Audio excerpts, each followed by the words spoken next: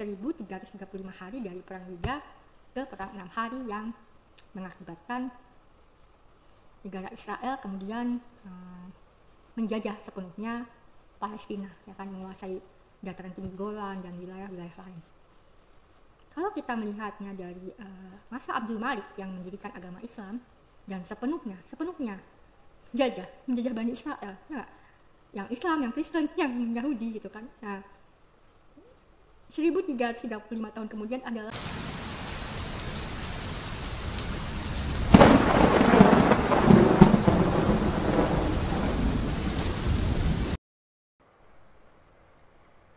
Assalamualaikum warahmatullahi wabarakatuh. Kembali bersama saya Hafsibah, Bride of Elijah. Bagian 2 dari tema kita pada saat ini, yaitu Palestina merdeka pada 2026, tanda tanya. Sebelum Anda menyaksikan bagian kedua ini, saya sangat menyarankan untuk menyaksikan bagian pertama agar Anda tidak salah paham dan dapat memahami apa yang disampaikan pada bagian kedua ini secara runut dan teratur dan kronologis. Terima kasih. Nah, jadi Zionisme yang muncul pada tanduk keempat yang memiliki nilai-nilai dari tanduk keempat atau merupakan tangan lah ya, kaki atau kaki tangan dari tanduk keempat, ini bisa ditemukan dalam penjelasan Daniel ke-12 di dalam kitab The Beloved and I. Yang penting ingin saya sampaikan pada poin kedua ini adalah nubuat tentang Yerusalem, nubuat tentang Israel, Yahudi, kekristenan, dan Islam, dan Judaisme. Ini perlu kita pahami bahwa kalau di dalam The Beloved and I diingatkan kepada kita bahwa apa sih yang menjadi titik temu yang perlu kita sama-sama lakukan. Nah, pertama, kita sama-sama titik temunya adalah Dekalog atau Al-Qur'an. Kedua, jadi di Dekalog ini kita tahu bahwa ini adalah persoalan mengenai keadilan atau sadik, yang adalah kata yang sama di dalam bahasa Ibrani, sadik. Maka kalau kita lihat di dalam Amsal 25, bumi ini akan dijaga oleh para sadik. Walaupun semuanya runtuh dan yang jahat itu berusaha melakukan kezaliman, tetap ada para sadik yang menopang, melindungi bumi ini. Kita bisa memahami para sadik ini sebagai para waliullah atau para santo yang sudah tiada maupun yang masih hidup. Dan mereka yang masih hidup ini mungkin kita tidak kenal siapa mereka, atau kita kenal tapi kita tidak tahu bahwa dia adalah seorang wali, atau kita menganggap itulah wali padahal dia bukan wali tapi cuma wali murid gitu kan, atau ben wali. Nah, di dalam Injil dikatakan bahwa para pewaris bumi adalah mereka yang lemah lembut. Lemah lembut di sini berarti adalah orang-orang yang mampu melakukan kesadikan itu, ya, kesalehan itu. Bumi ini juga lebih kurang adalah makna yang sama dengan tanah yang dijanjikan atau Yerusalem, ya. Nah, maka disyarahkan lagi dengan lebih jelas di dalam Al-Quran surah Al-Anbiya ayat 105. Para pewaris bumi adalah mereka yang sadik, yang adil, dari keturunan Nabi Ibrahim. Dan sekali lagi saya katakan, maksudnya ada Ocak Ibrahim, Ocak. keturunan secara spiritual, bukan hanya yang biologis. Bisa aja sih keturunan biologis, tapi yang lebih utama adalah yang keturunan rohaniahnya. Ya, bukan hanya daging, yang penting adalah ruhnya yang menerangi dengan percikan-percikan dari para nabi dan rasul.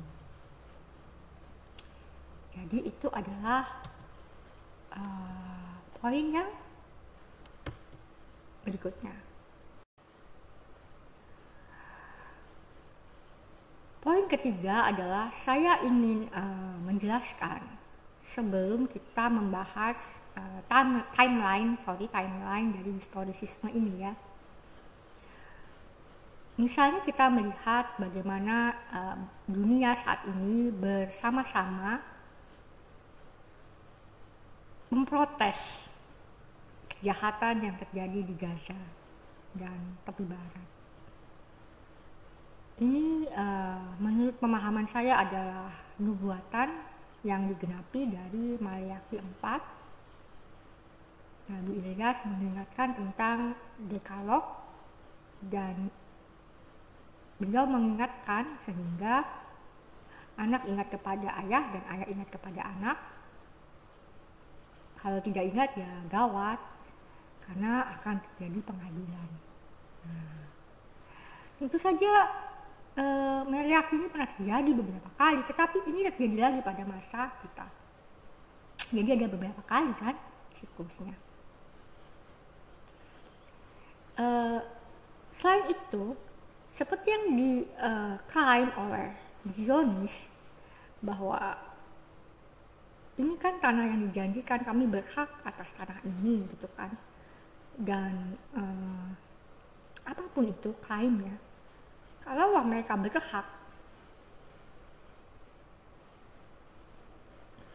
apakah mereka termasuk dari kelompok yang adil, yang sadik?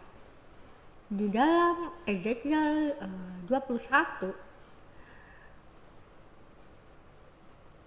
apa yang menjadi hak dari ocak-ocak ya, keturunan ini adalah bersifat bersyarat. Kalau tidak bisa memenuhi syarat itu, yang adil itu tidak bisa memelihara Dekalog, maka akan terjadilah seperti Ezekiel 21 itu. Maka akan terjadilah seperti Babilonia itu menaklukkan, Asyur menaklukkan, ya kan? Persia menjajah, Yunani menjajah, Romawi menjajah. Kalau kita berusaha memelihara janji itu, satu saat kita akan merdeka. Inilah yang dialami oleh bangsa Indonesia. Berusaha bersungguh-sungguh memulihkan keadilan.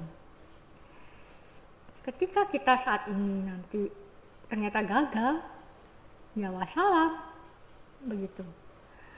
Nah, kenapa dulu kita itu akhirnya jatuh benar-benar ke dalam penjajahan? Karena banyak dari saudara-saudara kita sendiri yang berkong kali kong gitu kan dengan company itu, company Belanda, ya kan, company Portugis dan seterusnya. Begitu. Tentu itu bukan salah kita yang sudah berjuang. Seperti dikatakan tadi, saya menonton video dari Rabbi David Nivasire.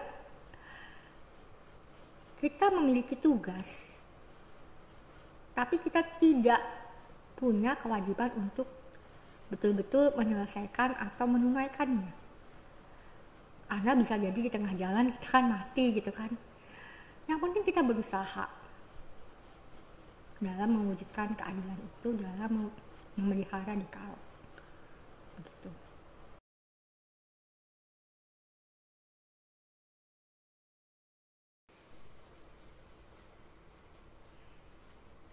Yahudi itu ada 5 jenis menurut The Beloved and I atau naksiologi yang mengajarkan dan mensyarahkan kitab The Beloved and I New Jubilees Version karya Thomas McElwain Al-Haidar.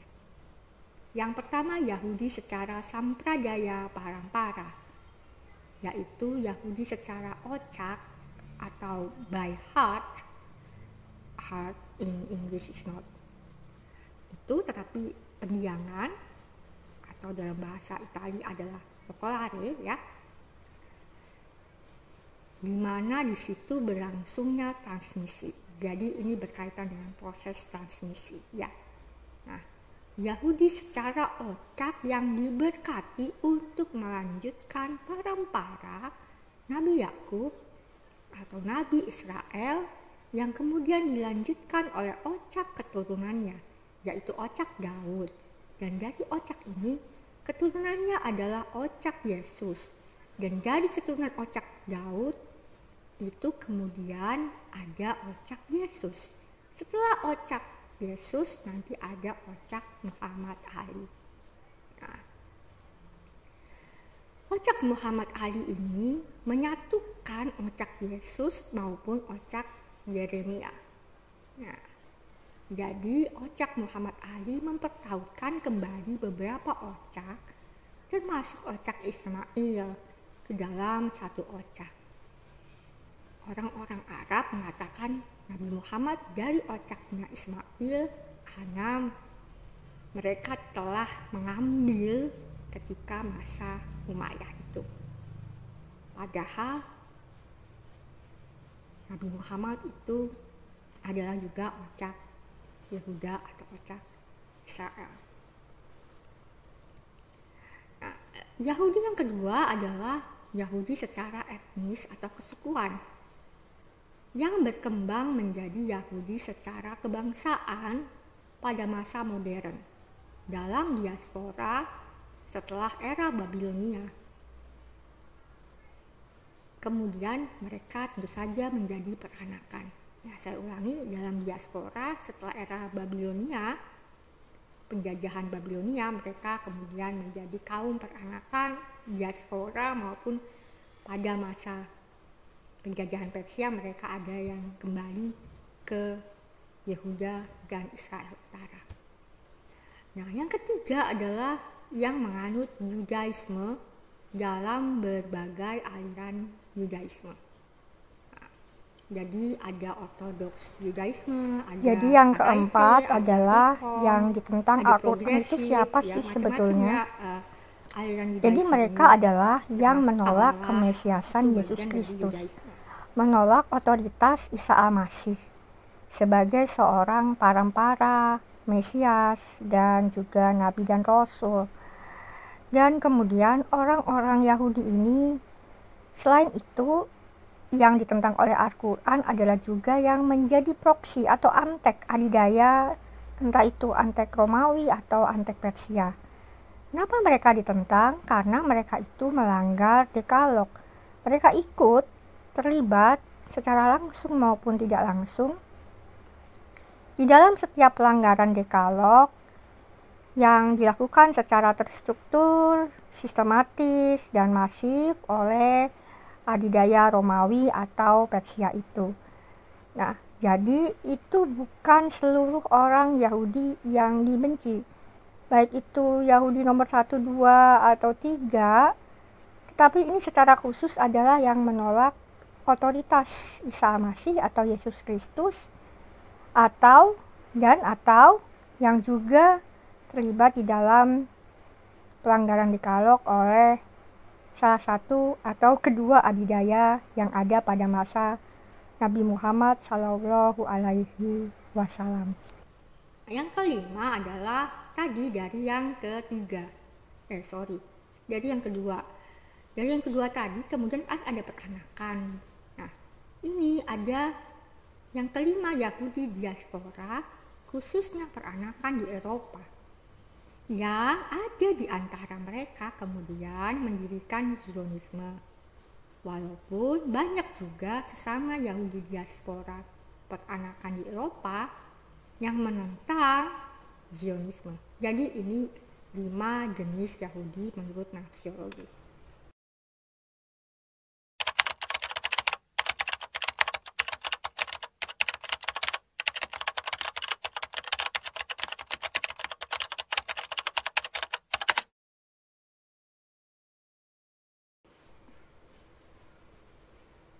Nah, sebelum saya melanjutkan ke bagian penjelasan dari The Beloved and I mengenai apa yang kira-kira akan terjadi pada tahun 2025 dan 2026, saya akan merangkum dari pembahasan kita sebelum ini.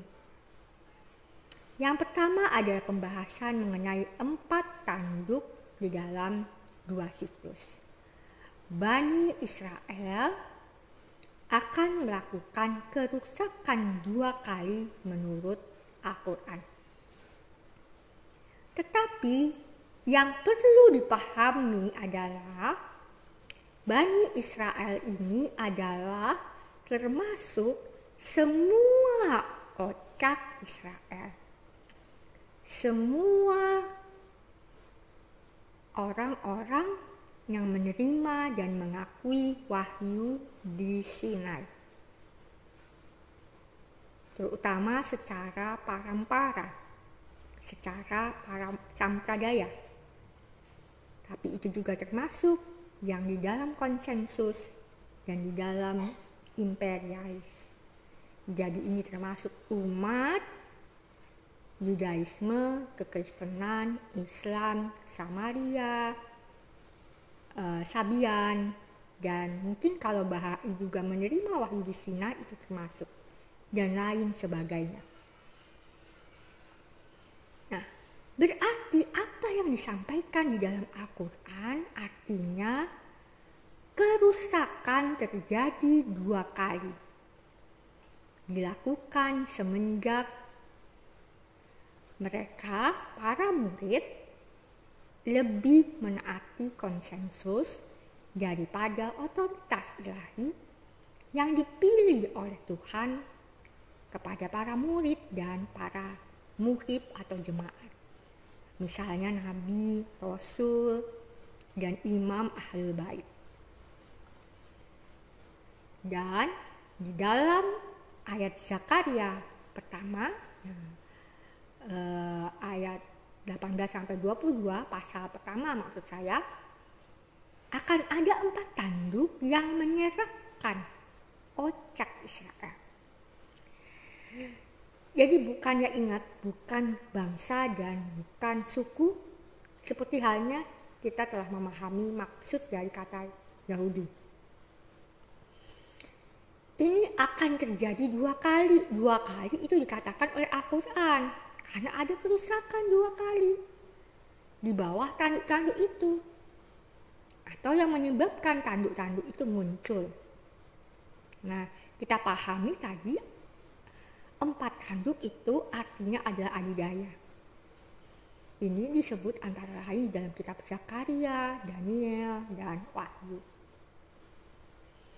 Jadi adanya tanduk-tanduk itu karena adanya dosa-dosa, kesalahan besar yang menjadi dosa yang dilakukan oleh Bani Israel itu sendiri. Jadi Bani di sini adalah ocak ya, secara sampradaya dan parampara, secara keturunan biologis, secara konsensus dan imperialis yang menerima dan mengakui wahyu di Sinai.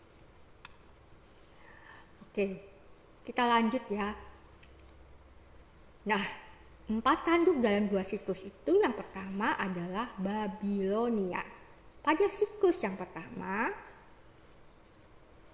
kita sudah belajar itu adalah Imperium Babilonia yang menjajah ocak Yahudi Israel di negeri Yahudi atau Yehuda. Jadi kata Yahudi dan Yehuda ini hanya perbedaan pengucapan ya. Kenapa? Karena kemurtatan dan kekafiran Ocak ini. Apa kemurtadannya dan kekafirannya? Antara lain tidak menuruti nabi-nabi dan melanggar dekarok. Di antara nabi-nabi itu misalnya pada masa itu adalah Nabi Yeremia. Ya kan? Nah, siklus keduanya itu adalah dinasti Umayyah. Dinasti Umayyah ini menjajah Ocak Yahudi Israel baru, the New Israel. Siapakah mereka? Mereka adalah Ocak, Muhammad, dan Ali. Dan sebetulnya juga termasuk Ocaknya Yesus Kristus. Ocak Yesus Kristus ini kan juga dilanjutkan oleh Ocak Muhammad dan Ali, tapi ada yang kemudian Ocak ini nggak mau menerima Muhammad dan Ali. Nah, kenapa mereka dijajah oleh Umayyah? Karena para murid dan para muhib, para jemaat Rasulullah Shallallahu Alaihi Wasallam, dan sebelumnya lagi para murid dan muhibnya Yesus Kristus, ya, mereka berkhianat. Mereka tidak menaati Ahlul Bait setelahnya Yesus, dan setelahnya Muhammad mereka juga tidak mengikuti. Begitu. Itu yang pertama.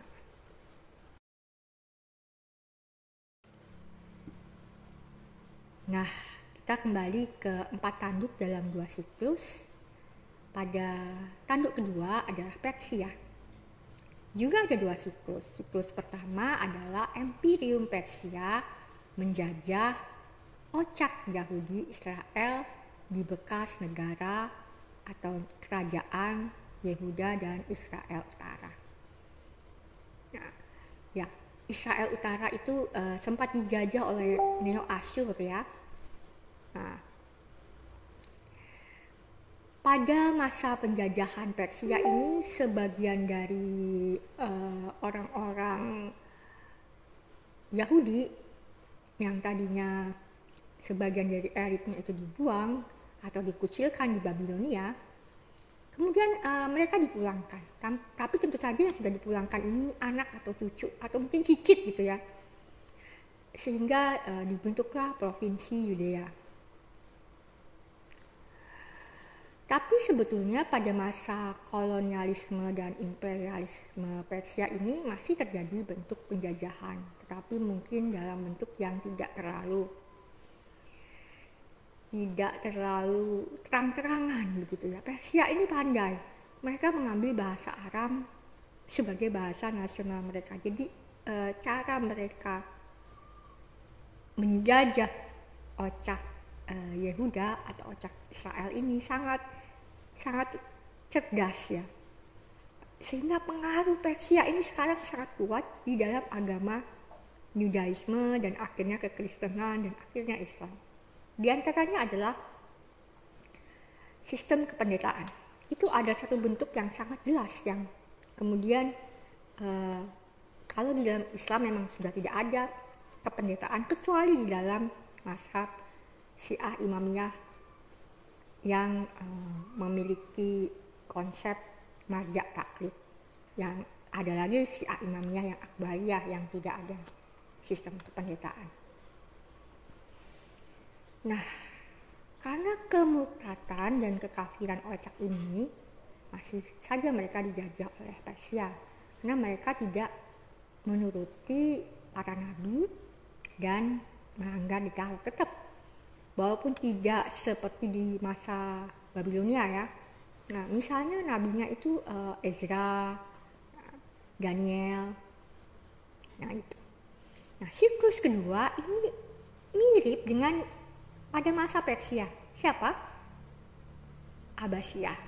Nah, Abbasiyah ini kan berhasil naik karena revolusi Abbasiyah, ya kan? Nah, Abbasiyah menjajah Ocak Yahudi Israel baru, the new Israel, the new Jews, yaitu Ocak Muhammad dan Ali tadi seperti halnya pada masa Babilonia yang kedua atau Umayyah, karena para murid dan muhib berkhianat dan tidak menaati Ahlul Bait. Jadi ada pengkhianatan yang dilakukan Al-Saffah, dan kawan-kawan akhirnya jatuhlah sepenuhnya ke Al-Saffah itu. Sehingga penerusnya Al-Saffah itulah yang menjadi khalifah yang baru. Sementara banyak faksi Ali dan faksi-faksi lain yang bergabung untuk revolusi Abbasiyah ini berkhianat dan tidak menaati Ahlul Bait. Pada masa Abbasiyah, misalnya terjadi pembunuhan dengan sangat halus terhadap para imam Ahlul Bait.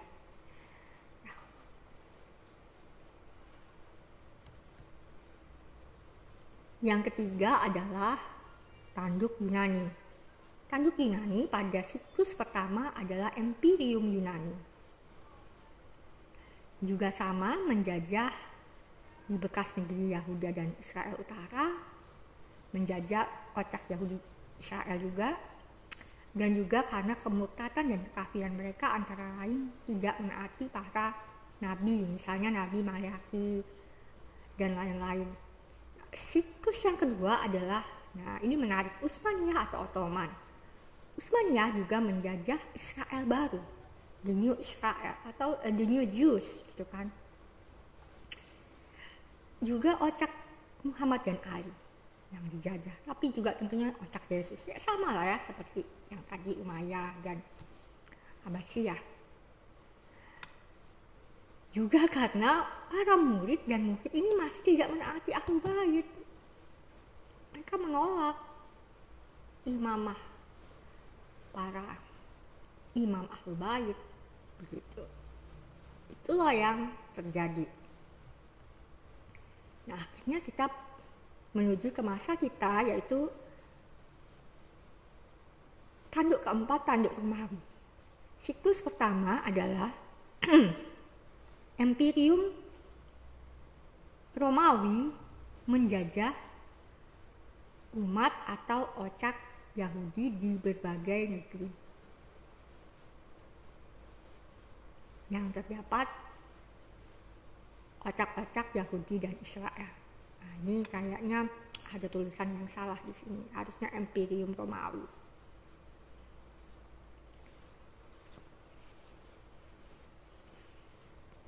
Ini terjadi juga karena adanya kemurtatan dan kekafiran dari ocak ini, yaitu tidak menuruti para nabi, tidak menerima dan mengakui para nabi.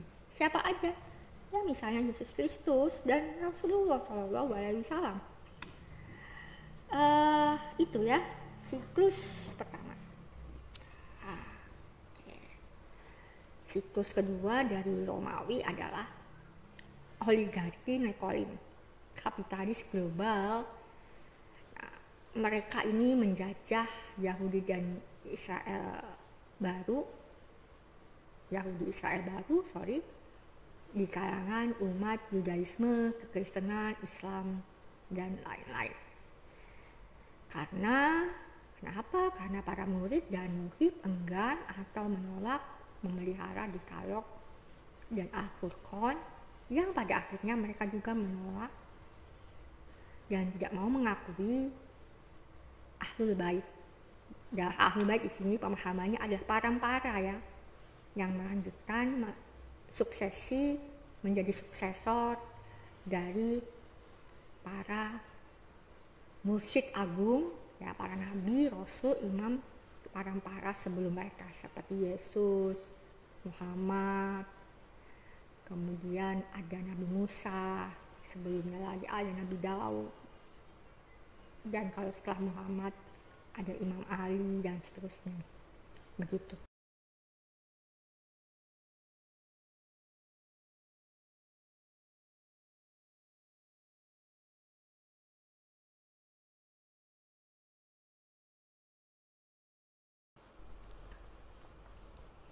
Sekarang kita lihat seperti yang ada di tabel ini dengan judul Mesianisme siklus kedua, 1290 tahun dari tahun sekian hingga tahun kesekian, yang diambil dari Daniel pasal 12, dan ini berdasarkan dari syair-syair penjelasan yang ada di dalam The Beloved and I diantaranya, dan ada yang saya tafsir ulang.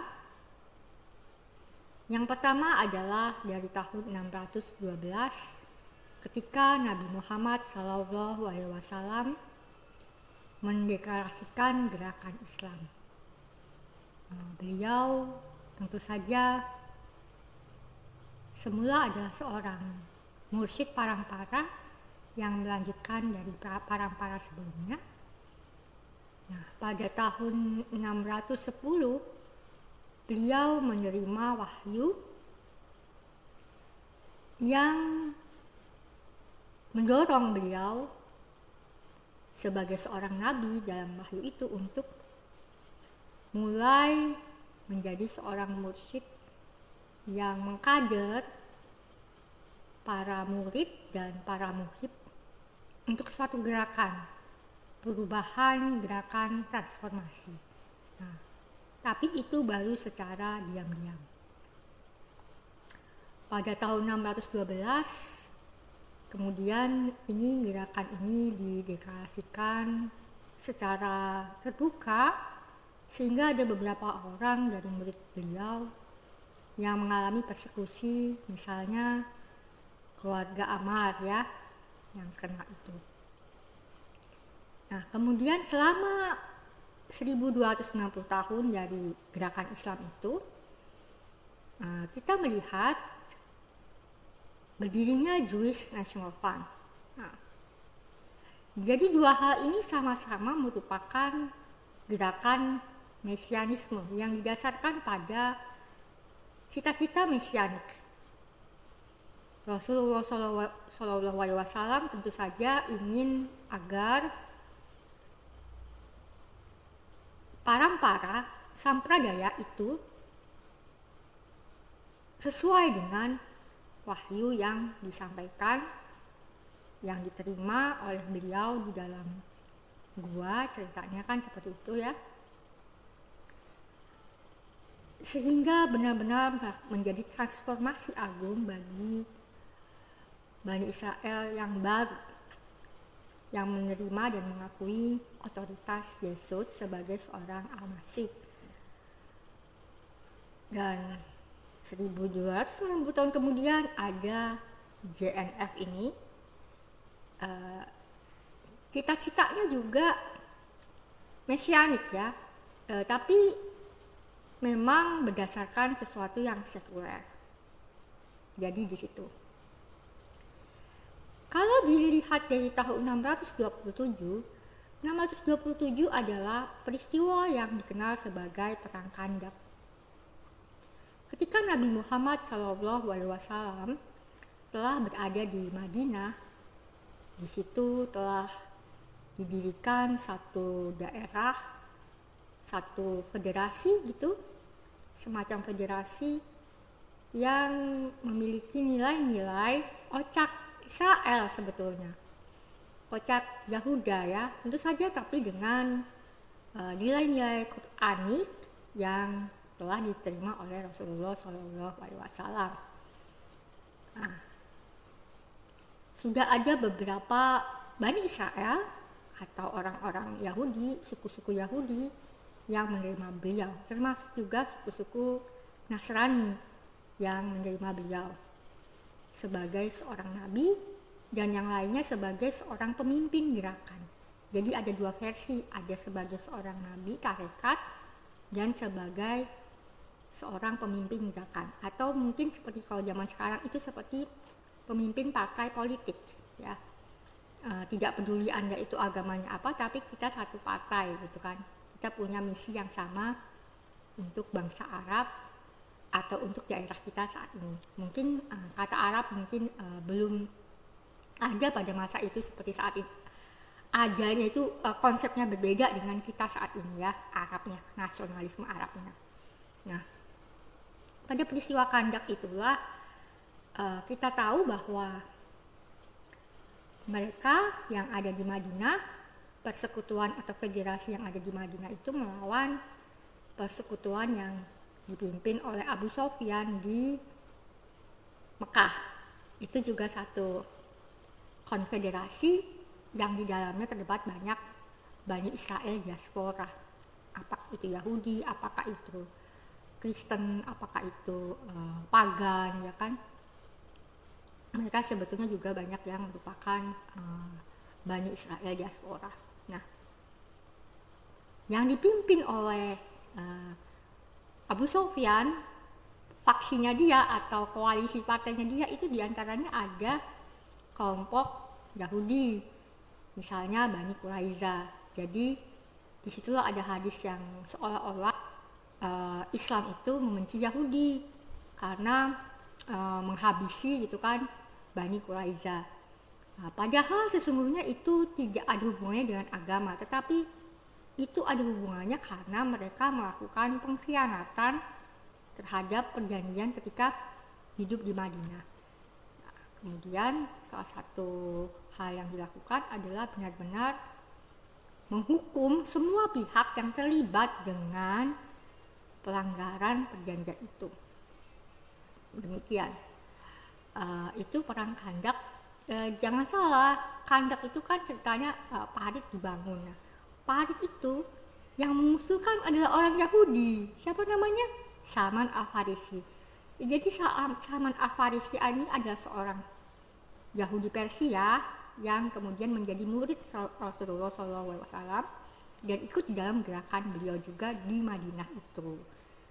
Ya, begitu. Nah, 1290 tahun setelah peristiwa itu, kita tahu adalah deklarasi Balfour yang menurut sejarawan ahli Islam, sejarah kekerasan yang ada di Palestina saat ini tidaklah bermula dari tahun 1948, apalagi bukan dari 7 Oktober yang kemarin 2023, tapi dari 1917 ketika terjadi deklarasi Balfour. Nah, demikian. Selanjutnya kita lihat dari tahun 634. Ini adalah dimulainya pemerintahan Khalifah Ur-Rasyidin yang kedua, Umar bin Khattab.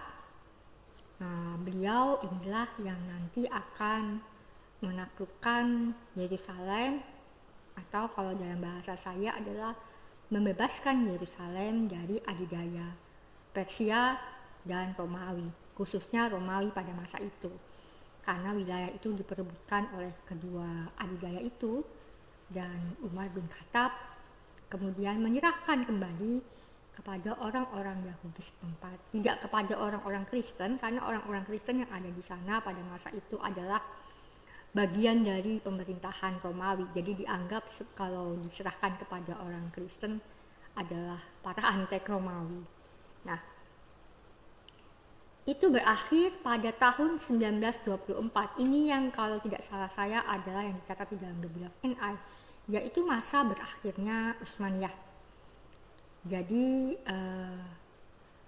Umar bin Khattab ketika menaklukkan dan membebaskan Yerusalem itu juga didasari oleh cita-cita mesianis, seperti yang telah saya bahas di video ini, sebelum bagian ini. Dan Utsmaniyah sendiri memiliki cita-cita mesianiknya sendiri. Kemudian tahun 1924 itu berakhir sehingga tanduk ketiga Yunani itu benar-benar sudah roboh. Dan bangkitlah tanduk keempat, walaupun tanduk keempat itu sudah ada sebelumnya, tapi ini sudah bangkit karena dia sekarang yang menjadi single power, ya. Tentu saja single power ini ada di beberapa negara barat, yang kemudian terutama nantinya adalah Amerika Serikat. Tentu saja pada masa itu Inggris masih sangat kuat. Oke. Kita lihat tahun 691 itu dimulai dari selesainya seluruh renovasi pembangunan dari kubah batu atau Dome of the Rock, dan termasuk juga kompleks yang di dalamnya terdapat Masjid Al-Aqsa. Jadi pembangunan yang dilakukan pada masa Umar dilanjutkan pada masa Abdul Malik yang memerintah dari tahun 685 hingga 705 Masehi, dan Abdul Malik inilah yang menciptakan agama Islam sehingga benar-benar terpisah dari Judaisme dan Kekristenan sebagai satu agama imperialis konsensus yang baru.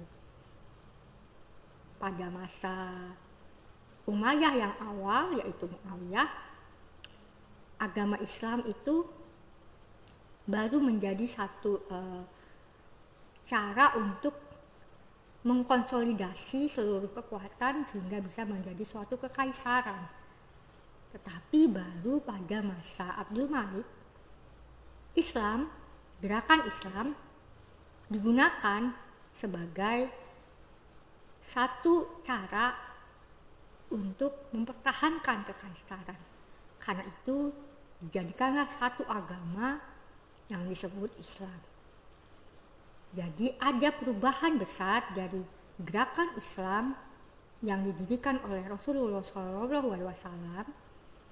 dari tarekat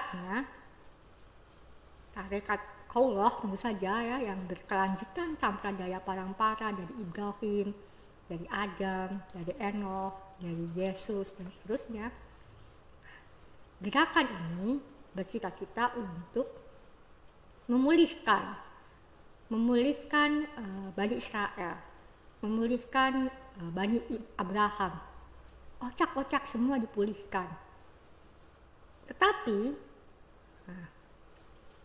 pada masa Khulafaur Rasyidin kita tahu bahwa kemudian mereka beristihad, gerakan ini digunakan untuk mengkonsolidasi partai-partai di Arab untuk suatu konfederasi yang baru, ya, dan membebaskan Bani Israel yang lain gitu kan, seperti yang ada di Yerusalem, seperti yang dilakukan oleh Umar bin Khattab. Tapi lebih dahsyat lagi itu dilakukan oleh Umayyah. Nah, Muawiyah ini putra Abu Sofyan itu tadi tuh yang dilawan di perang Khandaq. Muawiyah itu dia merasa melihat, sudah besar ini konfederasi Khulafaur Rasyidin. Dia sudah berkuasa di satu tempat yang sangat strategis waktu itu, sehingga beliau melihat kesempatan untuk mendirikan kekaisaran dengan nama Islam.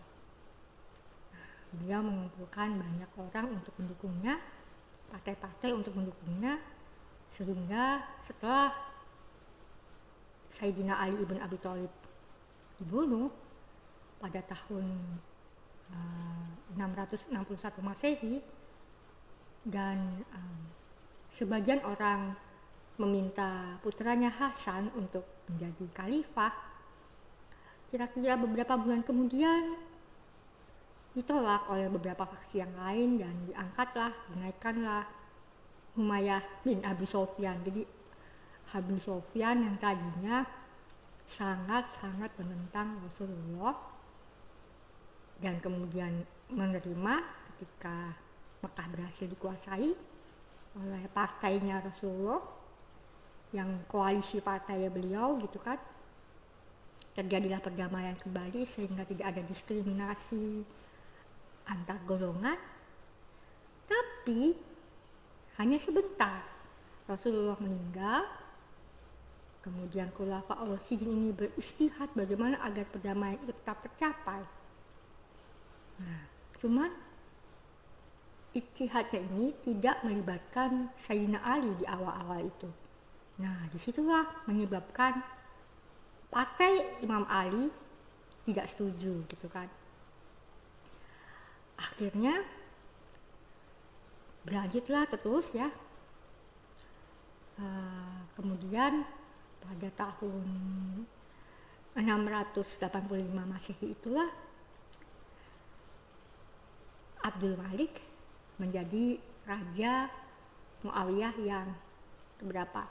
Yang pertama Muawiyah ya kan, yang kedua Yazid, yang ketiga Marwan, nah, yang keempat beliau Abdul Malik.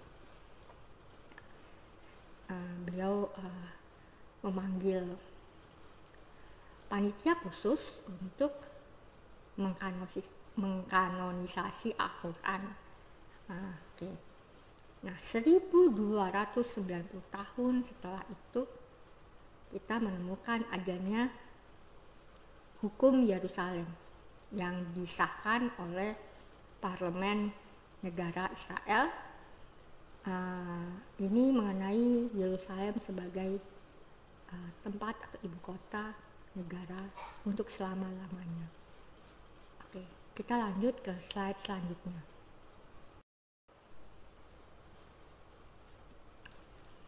Selanjutnya kita lihat slide yang kedua. Di sini saya beri judul menuju era mesianik 1260 tahun. Dari kemana hingga kemana. Ini ada di Wahyu 11 hingga 12 ya. Saya juga kembali memulainya dari gerakan Islam. Jadi kita saya sudah membahas ya. Nah, 1260 tahun dari gerakan Islam yang dipeloporkan atau dirintis oleh Rasulullah SAW itu adalah mutasyarifah Yerusalem. Jadi itulah pada masa pemerintahan Kekhalifahan Ottoman menjadikan wilayah sendiri di Yerusalem dan sekitarnya, yaitu adalah Palestina saat ini, sebagai satu wilayah otonom sendiri. Tadinya itu bergabung dengan kalau tidak salah Damaskus. Kemudian dibagi dua. Jadi itu seperti pemekaran provinsi gitu ya. Akhirnya ada provinsi Jakarta tersendiri dengan misalnya provinsi Bekasi, Bogor, Depok gitu misalnya, seperti itu. Nah, kembali lagi kalau dimulai dari 634 ketika Umar bin Khattab itu memerintah. Ini kenapa di Wahyu itu disebut Umar bin Khattab juga saya memulai itu, karena menurut The BLFNI Umar bin Khattab ini adalah salah satu dari 4 penunggang kuda. Nah, dia adalah penunggang kuda yang membawa pedang Islam. Artinya dia ini benar-benar seorang pemimpin yang mengambil alih atau merebut Islam. Gerakan Islam ini maksudnya benar-benar menguasai gerakan Islam ini. Jadi saya takut teman-teman Sunni tersinggung. Benar-benar memberikan satu landasan bagi apa yang dimaksud sebagai satu gerakan mesianik Islam. Demikian. Jadi Umar bin Khattab ini melihat semua yang disampaikan oleh mursyid saya, sang Nabi Rasulullah SAW itu benar. Nah, marilah saatnya kita membebaskan Yerusalem. Nah, kenapa tidak pada masa Rasulullah gitu kan? Pikir coba. Tapi baru Umar bin Khattab. Dan konon baru pada masa Umar bin Khattab lah orang-orang itu mengetahui nama Nabi Muhammad, nama gurunya, nama nabinya, nama mursyidnya, ya kan? Nah, 1260 tahun setelah beliau, yaitu adalah 1894 tadi yang saya ceritakan di video ini mengenai pembantaian Hamadan. Oke. Kalau kita gunakan lagi kira-kira 1260 tahun sebelum deklarasi Balfour yang tadi saya katakan itu awal mula dari segala kekerasan menurut sejarawan Avi Shlaim, sejarawan Israel, Yahudi Israel, tapi dia juga seorang Arab Yahudi, ya kan? Dan dia aliran New Historian. Itu ternyata adalah pemindahan kota Kufah, kota tadinya Madinah ke Kufah. Jadi pada masa Imam Ali memerintah, beliau ingin terjadi perubahan sehingga tidak lagi terjadi adanya perang, gesekan dan lain sebagainya. Beliau betul-betul ingin memulihkan. Akhirnya dipindahlah dari Madinah ke Kufah yang mungkin lebih netral, mungkin sedikit agak ke Persia secara geografis gitu kan. Di situ kita melihat berbagai ijtihad yang dilakukan menuju era Mesianik yang dilakukan oleh gerakan Islam. Rasulullah itu berdasarkan wahyu, Umar bin Khattab sebagai murid yang sebetulnya dia sangat terpesona dengan yang disampaikan mursyidnya. Kemudian oleh Imam Ali ibn Abi Thalib yang oleh kalangan Syiah dan oleh kami di Daudiyah di Bilaf NI adalah para penerus dari Rasulullah. Nah, jadi di sini beliau tidak ingin supaya kita itu begitu mengkeramatkan Madinah, sebetulnya memberhalakan Madinah gitu kan. Nah, coba pikirkan seperti itu ya. Kemudian selanjutnya adalah kalau dari tahun 1951 ketika Yerusalem ditetapkan sebagai ibu kota Israel. Kalau tadi yang 1980 itu sudah ditetapkan selama-lamanya. Kalau ini dia baru menetapkan, baru awal di dalam parlemen negara Israel. Itu ternyata jatuhnya lagi ke kubah batu ketika kubah batu itu selesai dibangun oleh Abdul Malik. Jadi Abdul Malik ini adalah putra dari Marwan. Marwan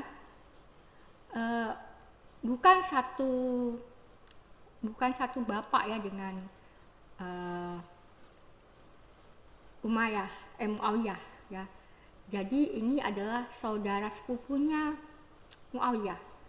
Jadi ini satu faksi lain, klan lain tapi masih Umayyah. Masih sama-sama satu kerah. Ada persaingan sehingga Marwan yang menang menjadi raja menggantikan Yazid yang membantai Imam Hussein dan 72 orang yang lain yang merupakan anggota dari Ahlul Bait di Karbala. Dan peristiwa Karbala ini sampai sekarang masih diperingati oleh muslim sedunia, terutamanya oleh Syiah dan yang masih sangat mencintai Ahlul Bait. Terakhir peziarah Karbala itu peziarah Asyura, yaitu 10 Muharram ketika dibantainya Imam Hussein, dan 40 hari setelah itu yaitu namanya adalah Arba'in. Pada peristiwa Arba'in terakhir peziarahnya itu 22 juta lebih orang dan nggak bayar ya kita ke situ.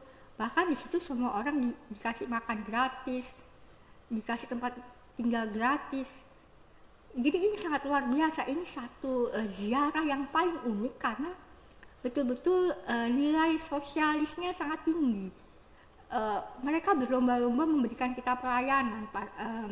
Orang-orang yang ada di manakib-manakib itu yang punya restoran, punya lapak-lapak itu, memberikan pelayanan entah makan, minum, tempat tinggal, pijet, semua obat-obatan semua gratis. Sampai kalau kita nggak punya pulsa pun dikasih gratis gitu kan. Itu. Nah, ini kalau ikut dari yang menerima para Imam Ali pada tahun 765 itu Imam Ja'far al-Shadiq, imam yang ke-6 itu meninggal dunia. 1260 tahun menurut kitab Wahyu dari The Bilaf NI. Setelah itu ada rahasia yang tersembunyi di kalangan muslim yang hanya disampaikan di kalangan internal Ahlul Bait, di ring satunya lah seperti itu, dan kita nggak tahu siapa ring satunya yang sekarang ini. Belum tentu juga itu yang di ring satu, belum tentu. Itu rahasianya akan sampai pada tahun 2025. dan itu adalah salah satu tahun yang kemungkinan juga merupakan masa dimulainya atau sudah adanya jalan menuju resolusi Yerusalem. Kita lanjut ke slide selanjutnya. Kita lanjut di slide yang ini. Ini satu slide yang mungkin paling menarik buat saya, dan inilah yang menjadi judul dari yang saya gunakan sebagai judul dari video 2 bagian yang panjang ini ya. Saya memulainya dengan judul Mesianisme Siklus Kedua, sama. Walaupun mungkin kalau dilihat lebih kurang ini juga adalah menuju era Mesianik, jadi lebih kurang sama lah. Kalau kita melihatnya dari 1335 tahun seperti yang dikatakan dalam Daniel 12, maka kalau itu kita lihat dari deklarasi Balfour, 1335 tahun yang lalu adalah ketika Maurice, Raja Romawi itu memerintah. Ini adalah satu masa yang penting karena disitulah kemudian berakhirnya perang dengan Persia, jilid pertama. Nanti ada jilid kedua pada tahun 602 hingga 628. Pada masa Maurice inilah tahun 591 berakhir perang antara Romawi dengan Persia. Nah, yang menarik ketika itu terjadi, konon Rasulullah SAW itu berumur 12 tahun kira-kira. Beliau sampai di satu daerah yang orang-orang di situ melihat ada keistimewaan dari beliau, dan ada seorang pendeta, kemungkinan besar itu adalah seorang Nestorian karena di wilayah Persia atau mungkin juga Oriental ya, bisa jadi juga Oriental, gereja Oriental yang mengatakan oh beliau ini adalah seorang nabi. Itu ceritanya. Nah, jika kita mengambil dari dongeng itu secara mitos, artinya di situ sebetulnya sudah ada satu perjalanan yang dimulai oleh tarekat di mana Rasulullah berada, bahwa Nabi Muhammad, kemuhammadan sudah ada sejak saat itu, sudah dirintis oleh para mursyid beliau sedang dikader, sedang dipersiapkan untuk menjadi seorang mursyid penerusnya, sehingga beliau sudah siap dan Allah memilih beliau sebagai nabi dan rasul. Nah, kalau dilihat dari tahun 1947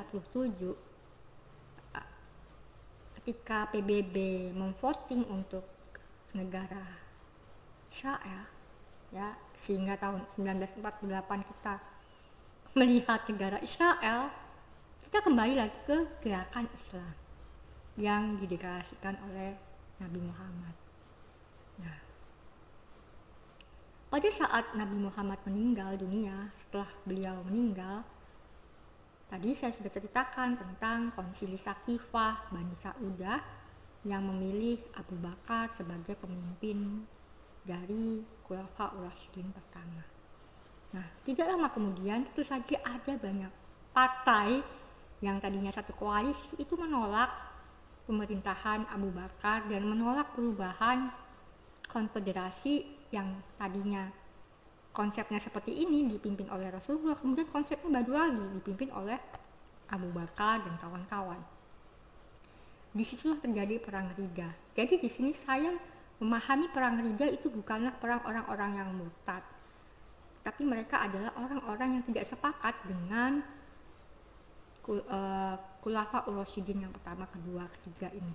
Konsili Sakifah khususnya, mereka tidak sepakat dengan konsili Sakifah. Misalnya Musailamah, kemudian mereka yang disebut para nabi palsu dan lain sebagainya, itu sebetulnya mereka bukan menolak kenabian Muhammad, dan karena ada cerita mereka itu berkoalisi awalnya dengan Rasulullah dan menerima kenabian beliau. Tapi kemudian terjadi perubahan setelah beliau meninggal karena adanya konsili Saqifa itu. Itulah perang yang sangat luar biasa. Konon banyak hafiz Quran yang meninggal. Di sini bisa jadi hafiz Qurannya itu dari dua pihak ya, bukan dari satu pihak aja, bukan dari pihaknya konsili Saqifa aja gitu kan. Karena para murid itu mungkin saja ada di partai-partai yang menolak itu. Jadi ada para murid yang tidak setuju yang ada di partai-partai yang diperangi di dalam perang Ridha.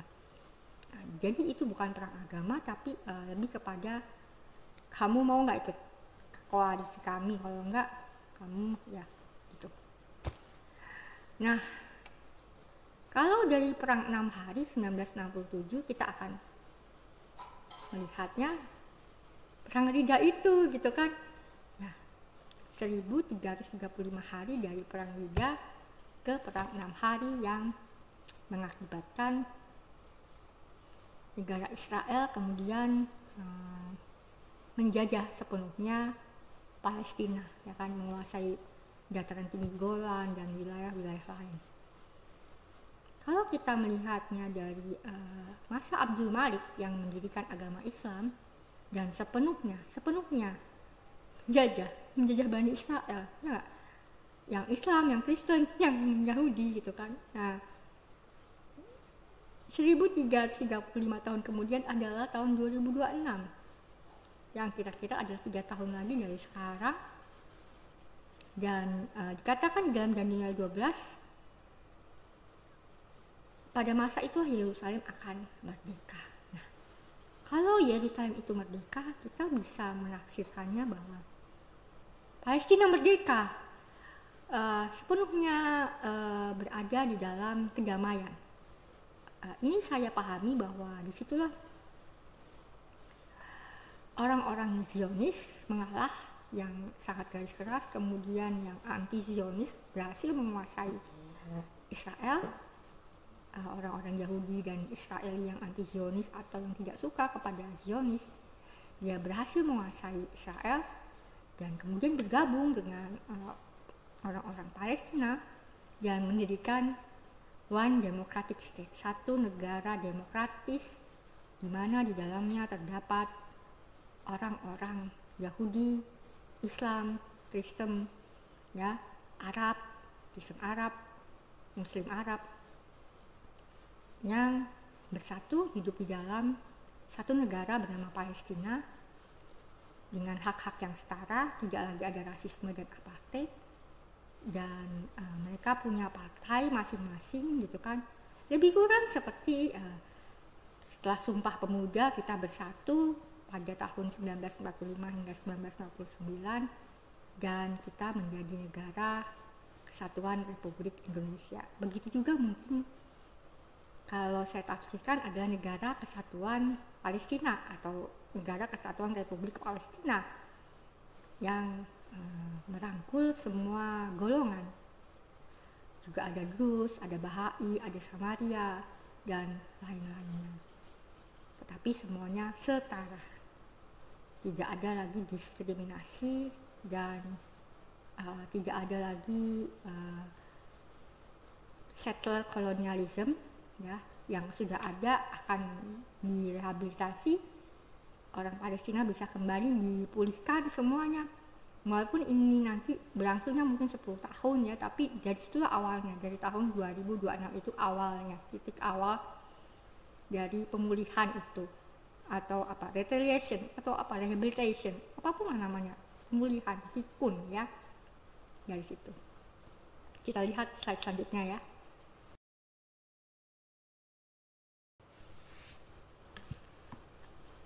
Kita ke slide terakhir yang akan saya bahas di sini di video ini, yaitu berjudul persiapan era mesianik. Karena ini sebetulnya sangat eskatologis atau apa istilahnya, mesiologis. Ketika kita membaca di Wahyu 12, kita melihat ada 3 macam masa. Nah, Kalau kita mengambilnya dari 1260 tahun dibagi 7 menjadi 180 tahun. Dan 3 masa ini rupanya adalah 3 masa untuk era mesianik. Era mesianik itu nanti setelah 2026 ya, itu sudah era mesianik. Satu masa, di situ disebut satu masa di dalam Wahyu 12, diambil dari 686 hingga 868. Nah, ini adalah masa pemberontakan Mukhtar Al-Taqafi 686. Siapakah beliau? Mukhtar Al-Taqafi adalah putra dari Abu Ubaidah.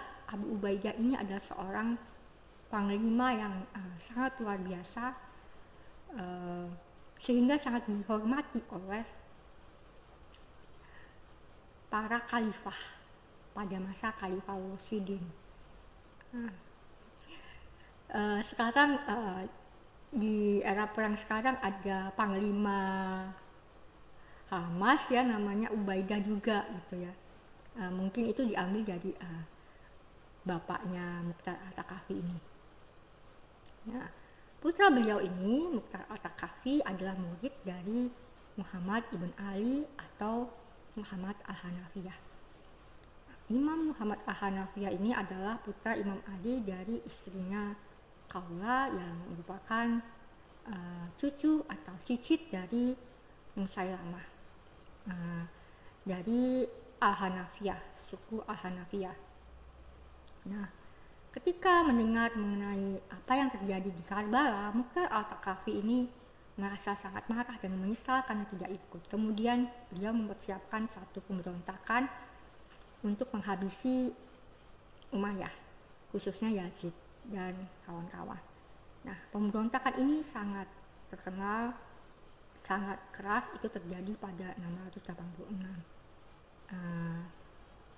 Disinilah kita bisa melihat cikal bakal dari gerakan revolusioner faksi Syiah Ali. Selain sebelumnya faksi Syiah Ali yang membangkang atau yang membelot, yaitu Khawarij. Nah, di sini Khawarij sudah tidak terlalu fundamentalis atau radikal gitu ya, sudah tidak terlalu violence gitu kan. Tapi Mukhtar Al-Taqafi ini sangat gigih untuk melawan Yazid dan selanjutnya Marwan. Nah, dan selanjutnya lagi adalah Abdul Malik, tapi ya dia tidak menang dan dia akhirnya dilanjutkan oleh para penerusnya secara bawah tanah yang dikenal sebagai Syiah Kaisaniyah. Nah, ini sampai masa 868 itu adalah masa dari Imam Ali Al-Hadi. Ya. Imam Ali Al-Hadi itu sebentar saya lihat, beliau meninggal pada tahun itu dan kemudian dilanjutkan oleh Imam Hasan Al-Askari. Imam Hasan Al-Askari adalah, kalau menurut para Syiah Imamiyah dan kami di Daudiyah, itu adalah imam yang ke-11 atau para yang ke-11 setelah Imam Ali. Nah, beliau dibunuh pada tahun itu, dan kita melihat ada dua masa yang penting dari 869 hingga 1229, bagaimana Abbasiyah itu berkuasa, dan kemudian di wilayah Yerusalem sempat dikuasai oleh Salahuddin Al-Ayyubi dari dinasti Al-Ayyubi yang berhasil menaklukkan atau merebut Mesir dari dinasti Fatimiyah. Nah, dinasti Fatimiyah ini adalah suatu dinasti Syiah juga, tapi parang-parangnya itu sampai kepada Imam Ismail yang kemudian nanti lanjut terus gitu kan. Ada Nizari itu sekarang adalah Imam Aga Khan, dan sebelum Imam Aga Khan mereka sempat terpecah menjadi Bohra dan Nizari. Nah, yang Bohra itu ada di wilayah India dan Pakistan saat ini, atau juga dikenal sebagai Taimi. Jadi ada dua jenis Ismailiyah ya. Dan Ismailiyah ini, terutama yang di Zari ini sangat kaya katanya ya. Saya nggak tahu, tapi mungkin itu benar sepertinya. Setelah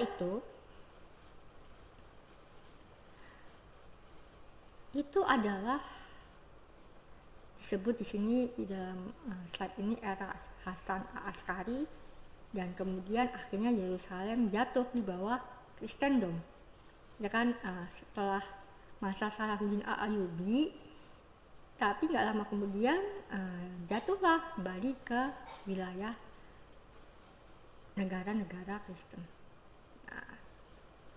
Kemudian kita melihat setengah masa itu adalah tadi 1230 ketika Yerusalem kembali di bawah Kristendom.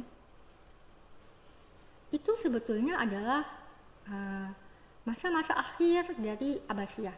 Kita ingat Abbasiyah itu jatuh pada tahun 1258, jadi sekitar 28 tahun ya. Itu sudah menuju kerontokannya Abbasiyah gitu kan. Sudah menuju masa-masa Abbasiyah tidak lagi diperintah oleh Wangsa Abbas, tapi oleh orang-orang yang sebetulnya pemerintah sebetulnya adalah orang-orang Turk. Kita ingat tentang orang-orang Turk, Khazar dan lain sebagainya, itu sudah ada pada masa Umar bin Khattab. Umar bin Khattab itu pasukannya itu bersama orang-orang Turk Khazar, tapi mereka benar-benar berkuasa itu pada masa Abbasiyah, karena orang-orang Turk, orang-orang non-Arab itulah yang turut menolong revolusi Abbasiyah. Nah, revolusi Abbasiyah ini, seperti yang saya katakan di video saya sebelum ini, di bagian sebelum ini, adalah dibantu oleh kalangan revolusioner faksi-faksi Ali, khususnya Kaisaniyah. Nah, ini ada kaitannya dengan Mukhtar Al-Thaqafi tadi. Jadi ini semua saling berkaitan, tidak mungkin tidak berkaitan. Jadi semacam dari satu itu menerbitkan yang lain, menuju yang lain, dan seterusnya. Inilah makanya pentingnya belajar sejarah secara kronologis dan runut dan rapi. Jadi begitu ya. Jadi 1230 itu seperti itu. Nah, orang-orang Khazar ini termasuk yang bersama-sama dengan faksi-faksi Ali, dan mungkin mereka juga masuk menjadi Syiah sebagian. Orang Persia jadi ikut Syiah, entah itu Syiah Ismailiyah, itu Syiah Kaisaniyah, tapi intinya mereka nggak mau didiskriminasi oleh Muslim yang Arab, atau yang bukan Muslim pun mereka nggak mau. Mereka pengen negara yang equity. Disitulah mereka akhirnya melawan Umayyah. Nah, kita melihat setengah masa adalah 1230 hingga 1320, yaitu kebangkitan Utsmaniyah di Bizantium. Nah, ini memang belum ada masa kekhalifahan Utsmaniyah, tapi inilah masa ketika Bektashi itu melakukan kaderisasi sebelum kekhalifahan itu ada, karena Utsmaniyah sendiri sedang jaya-jayanya mengalahkan atau menggantikan kekuatan Seljuk Rum di wilayah Anatolia saat itu yang masih dijajah oleh Bizantin atau Romawi Bizantin. Nah, begitu dulu dari slide ini.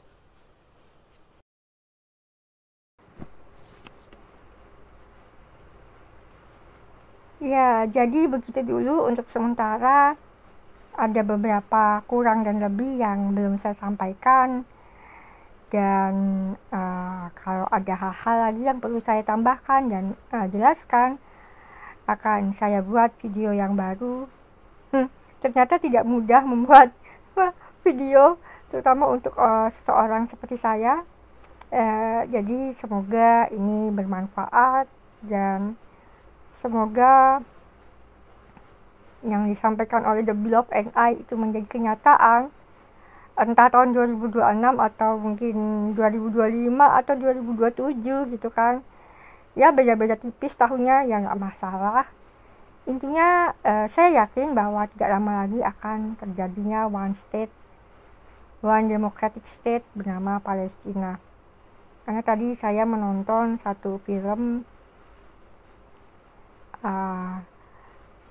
dua orang, satu Palestina dan satu Yahudi Israel, satu Arab Muslim Palestina dan satu Arab Yahudi Israel. Bingung kan?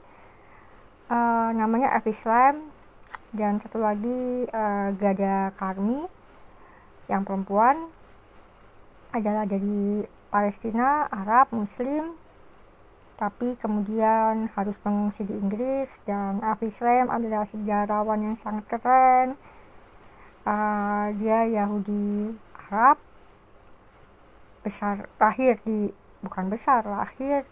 Irak, tapi kemudian pindah ke Israel, tapi kemudian pindah lagi ke Inggris. Keduanya setuju untuk adanya satu negara, one democratic state, seperti yang tadi saya katakan di video ini. Dan ternyata banyak sekali orang yang setuju dengan hal ini. Dan moga-moga ini benar akan tercapai, karena inilah jalan menuju perdamaian yang sesungguhnya, jalan menuju keadilan. Jadi dari video ini jelas ya bahwa saya tidak menyampaikan suatu kebencian apapun kepada orang tertentu atau suku bangsa tertentu atau agama tertentu, tapi saya menekankan kepada sifat-sifat kesetanan dan sifat-sifat keiblisan yang ada pada arketipe, sosok, ideologi, dan kelompok tertentu sebagaimana yang dikatakan di dalam Alkitab dan Al-Quran. Yahudi sendiri sering dikritik sekali oleh Yesus, dan itu tentu saja adalah Yahudi yang jenisnya kesetanan dan keiblisan. Bukan hanya Nabi Muhammad yang melakukannya, atau bukan hanya Al-Quran yang melakukannya. Dan begitu juga dengan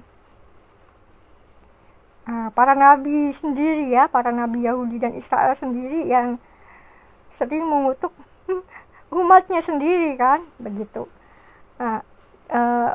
Jadi disinilah ya yang harus kita pahami. Kita tidak memahami satu teks secara sepotong-sepotong, dan kita tidak memahami teks secara terlalu logos ataupun tidak secara manifest destiny.